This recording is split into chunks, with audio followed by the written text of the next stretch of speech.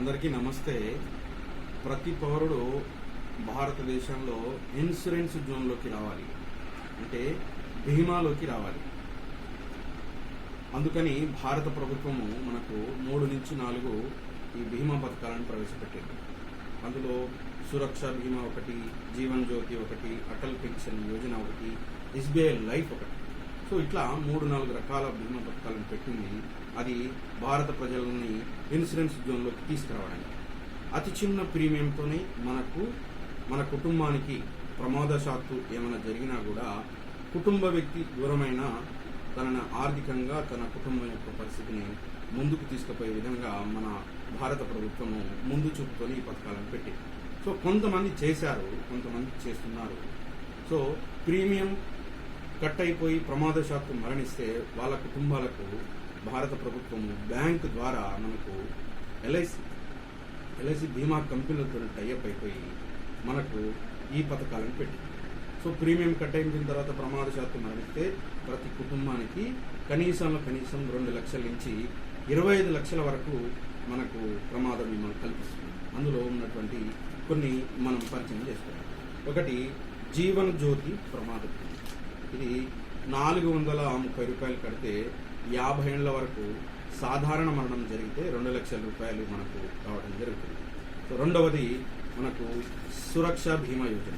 ఇది సంవత్సరానికి 20 రూపాయలు కడితే మనకు 70 ఏళ్ల వరకు మనకు యాక్సిడెంటల్ అంటే మీన్ బస్సు, లారీ, కారు ఇలా గుద్దితేనే యాక్సిడెంటల్ కాదండి.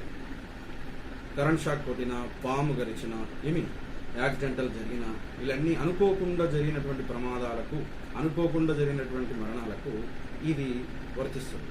సో ఇది 20 రూపాయలు కడితే మనకు భారత ప్రభుత్వము 2 లక్షల రూపాయలు ఇస్తుంది.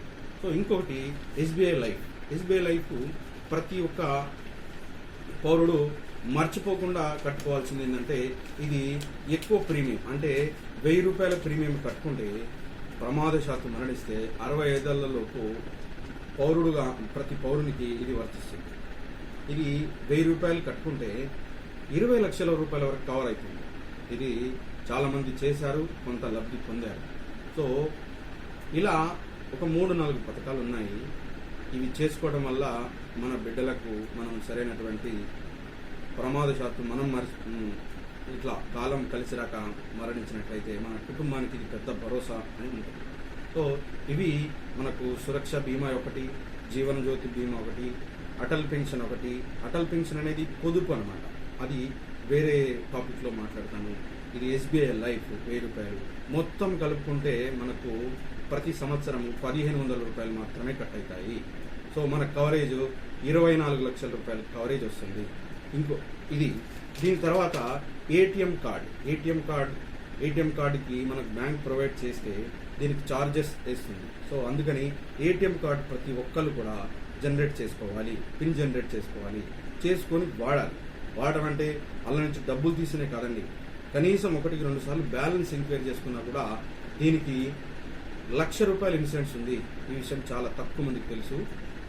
తెలంగాణ వాళ్ళకు తెలియజెప్పండి. మొత్తం మీద 25 లక్షల రూపాయల కవరేజీ మనకు భారత ప్రభుత్వం ప్రతి పౌరునికి కల్పిస్తుంది. కనుక ఈ యొక్క అవకాశాన్ని మనం అందరం ఉపయోగించుకున్నాం.